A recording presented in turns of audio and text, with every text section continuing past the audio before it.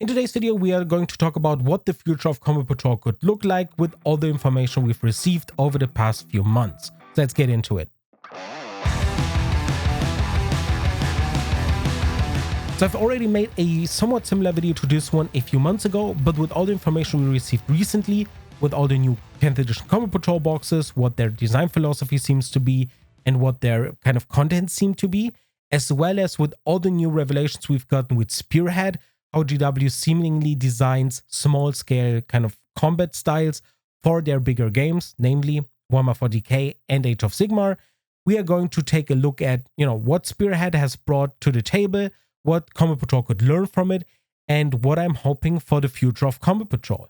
So let's start with Spearhead. Spearhead is a new mode for Age of Sigmar 4th edition that is very similar to Combat Patrol, and I think that the Spearhead designers learned a lot from Combat Patrol. They've taken a look at Combat Patrol, they've realized that it is a very popular format, especially amongst beginners, but also as a palate cleanser for veterans. So whenever you look at veterans and they've been playing only 2000 points games, whenever I kind of quote-unquote force them to play a Combat Patrol game with me, they are having fun. You have way fewer units to manage and it just feels so easy and nice to play. It's not always super balanced or anything, but it's still a very fun game mode to play as a palate cleanser, even for veterans. And the Spearhead team seems to have kind of thought about this and wanted to take it a step further, where they want to make it a fun, casual tournament experience. So there is a little bit of a competitive drive in that Spearhead format that I would also like to see in Combat Patrol. Because if you've not been paying attention at all to Age of Sigmar, because you're a 40k player, which I don't blame you, Spearhead and its reception is insane. A lot of people who have been playing Spearhead are all incredibly happy with it. It seems like a great small-scale game mode, similar to Combat Patrol but for Age of Sigmar, and everyone is just happy with how it works. The balancing seems to be fine. We are going to fact check that in 6 months because, first impressions can be a little bit iffy. But when it comes to the rules, how the game works, and so on, everyone seems to be incredibly happy with it. And it is definitely something that I like seeing because I've watched a few Spearhead matches, especially the show match that they've shown and so on. And from what I can tell, Spearhead is perfect for what Age of Sigmar wants to bring to the table, and I think Combat Patrol could definitely learn something from that. One thing that I want to get out of the way immediately is the board size. Spearhead is played on a 22 by 30 inch board, which is basically a Kill Team or Warcry board. Meanwhile, obviously Combat Patrol is played on a 44 by 30 inch board, which is half of the full 2000 points game board. And I think GW should definitely stick with that Combat Patrol board size, simply because Age of Sigmar is way more melee focused. You position your units on the table in Spearhead, and you're 12 inches away from your opponent. That means that usually you move 5 or 6 inches and you charge turn 1. But that kind of Age of Sigmar facilitates that via reactions, counter charge. They have a ton of reactive kind of command stratagems and so on. And that enables you to play that kind of play style. Warhammer 40k doesn't have that. And Warhammer 40k is also not that melee focused. Warhammer 40k has a strong focus on shooting as well, and that is why a bigger board size should be retained. What Combat Patrol could do, though, is move away from just 2 fixed secondaries and take the deck that Age of Sigmar Spearhead has. Spearhead has a deck that enables you to kind of draw cards from it. You have different missions on it that if you kind of achieve them, you get a bonus. You get different victory conditions. If you are behind on victory points, you get a little bit of an additional goodie that makes it easier to score things or something, or you can pick certain objectives on the table to benefit you. And all of that good stuff make that entire format a lot more flexible, a lot more fluent, and a lot more unpredictable, which is way more fun than just, starting a Combat Patrol game, picking 2 secondary objectives that are fixed, and then just playing the mission. That is, in contrast, very boring. And now that I've seen Spearhead, I understand completely where they've come from and why they wanted to revise that specific thing. And lastly, obviously, why I'm talking so much about Spearhead is that most of the new Combat Patrols have been a little bit smaller. If you compare most of the Combat Patrols, be it a White Dwarf or a boxed one, that have released during 10th edition, they are all a little bit smaller. They feel a little bit more like bonding actions boxes or Star Collectings, and they are way closer to what would be a Vanguard box for Age of Sigmar. And I think that is not because GW wants to kind of shrink the size, but it is more that GW maybe wants to bring down the number of data sheets. And they obviously want to make more money, don't get me wrong.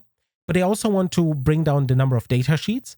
And they want to maybe focus more on enabling the players to draw cards during their turns, to keep the complexity in the missions in the game and not via your armies. Now, I hope that moving forward, we are going to get a mid-edition, or at least an 11th edition, I guess, Combo Patrol update. I really hope for a 10th edition mid-season update, I guess. Because I want to have it on Warhammer Community website. I want to have a full update. I want to have it a little bit more rebalanced, retooled. And I think there it is where GW could make Combo Patrol interesting and refresh it a little bit. Because just banging it out and not updating it at all is definitely not the play. It's cool that we are getting more and more stuff. And especially in the White Dwarf, we've gotten some new missions and new Combo Patrols and all that good stuff. But we need more. And we need more balance especially. And that is where a potential deck with a few cards could come in handy because, you know, you can just punch them out. White Dwarf facilitates that kind of thing. You could get a new rebalance for most of the Combo Patrols and all that good stuff. Or if that could be, you know, a White Dwarf thing or a Warhammer Community thing. And that would make the entire game a lot more fun to play. And the other thing that, you know, fewer units would invite you to do as a player or as a designer would be to enable more things for your army to pick. So currently we only have an enhancement for your warlord and you pick your secondary objective, and that's more or less that. Moving forward, I hope that we are going to see a little bit something more complex where you can pick an enhancement for your warlord, where you can maybe pick a special item or something for one of your units, and where you're getting one of two or maybe one of three options for the units that you have for different specific jobs depending on the loadout or the matchup. And then you can just kind of figure out who you're playing against, figure out the matchup, kind of adjust your list accordingly and play against your opponent and have fun. That way, you know, the game would be more fluent simply because you have the deck of cards that we've taken basically from Spearhead. And your lists, while they may be a little bit smaller and more anemic, they would be a lot more fun to play because of slight customizability. And you would have just, you know, a little bit more of a tooled list that can do exactly what you want it to do on a still bigger board. You know, let's face it, 44 by 30 inches for just 3 or 4 units, which most Combo Patrols are, is quite big these days. And holding all of these different objectives require GW to put out different rules. Now, currently, as you know, we have the rule that battle line units get sticky objectives. I think we're at a time and a point where all units should have sticky objectives because you want to play aggressively. You know, you want to have fun in Combo Patrol. And some of your units or some of the Combo Patrols don't have any battle line or anything, and you don't have any sticky objectives outside of a stupid stratagem like the basic vanilla Space Marine Combo Patrol with the 5 Terminators and 5 Infernus Marines and so on, which is anti-fun. It's just not cool. It's not a good design and nothing. You want to just hold an objective for a turn and move forward. You want to be constantly moving and constantly in flux. And it is something that Spearhead does very well as well, because most of your units that you have in Spearhead die very quickly, and that is by design. You only have 10 reds or something, but the cool thing is in Spearhead that they are reoccurring units. They come back every single turn if you play correctly and if you spend your resources correctly. We've already seen that work in Combo Patrol as well, looking especially at the Astra Militarum Combo Patrol, which enables you to bring back your units. And there are some others as well, like the Tyranid one and so on. And I think that would work very well for all the squishy Combo Patrols with very few units. The new Chaos Space Marine Combo Patrol, for example, with 10 cultists that are usually going to get obliterated immediately, would definitely make use of these kinds of rules. And I think that should be part of the design of Combo Patrol, to bring basic units back and to keep the game flowing until turn 4 or 5 and to keep it alive that way. That is definitely something that we can learn from Spearhead and how we can improve Combo Patrol as a whole.